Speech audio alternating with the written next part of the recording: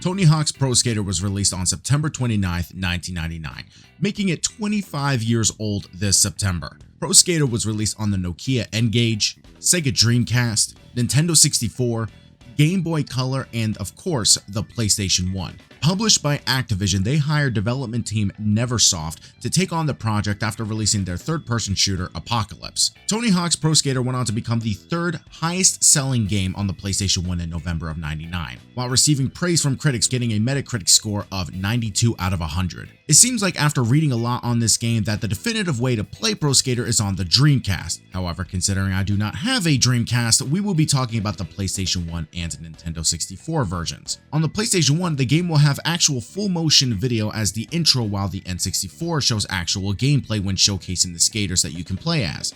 I am more nostalgic towards the N64 version myself, considering that this is the one I grew up on. And I do actually like the idea of the intro being the gameplay, because while I imagine that having full motion video on video games was awesome for developers at the time, seeing your game in action is more appealing to me. The game comes with 10 playable skaters. You obviously have the titled skater Tony Hawk, and then you have the skater that I always used as a kid, which was Bob Burnquist. I only used him because his outfit looked the coolest to me. Then you have others like Kareem Campbell, Rune Glifberg, Bucky Lasik, Chad Muska, Andrew Reynolds, Jeff Rowley, Alessa Steamer, which is the only female skater, and Jamie Thomas. Alessa Steamer is interesting as she was one of the only few girl pro skateboarders at this time. I never paid too much attention to it growing up, but I went on to watch this video series all about her and how she got into skateboarding, and it was awesome to learn all about her.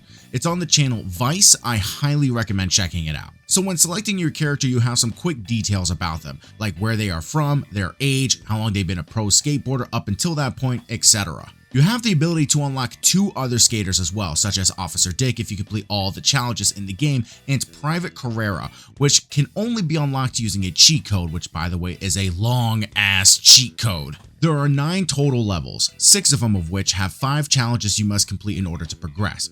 3 levels which are skate competitions.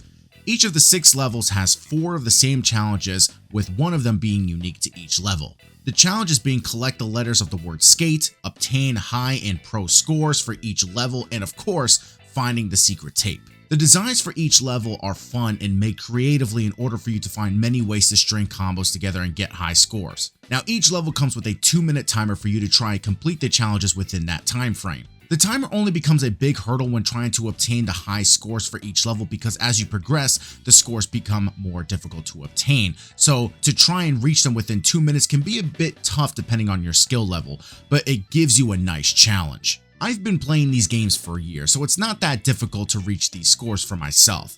Now, they would certainly be easier if you would be able to do manuals in the game. I do recall that they originally planned to include that move, but wasn't able to get around to it before release. It did eventually find its way into the follow-up Pro Skater 2, but we'll talk about that at a later time. When you do grind, however, there is no balance bar to determine when you are going to bail, which is interesting because it makes you wonder yourself when you will find it deemed appropriate to hop off and complete the combo.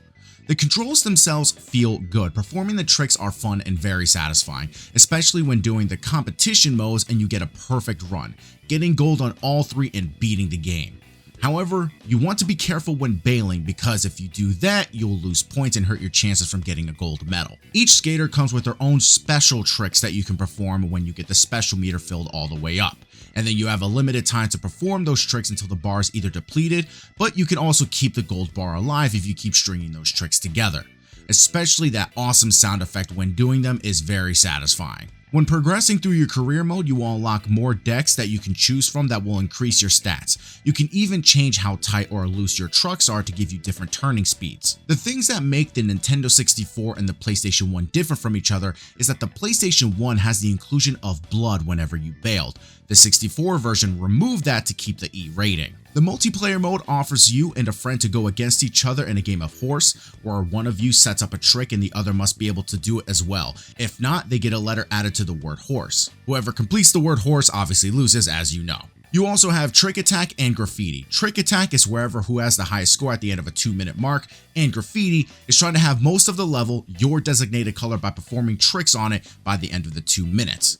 I remember playing this game so much with my older sister. I have such fond memories playing this game growing up. I think everyone can agree that the music for this game is just awesome. It will never get old, and it is definitely, in my opinion, one of the best video game soundtracks. I absolutely love this video game. It launched Tony Hawk's career into another level, no pun intended, and it brought a lot of great memories for myself and millions of others. I cannot wait to get to the other games in the franchise as we talk about them moving forward. Guys, my name is Pedro Ordonez, also known as GameLight7. Please subscribe, comment, like, thumbs up, do whatever you guys can to support this channel. Let me know what you guys would like to see me talk about in a future video, and I will see you guys next time in my next video. Peace out.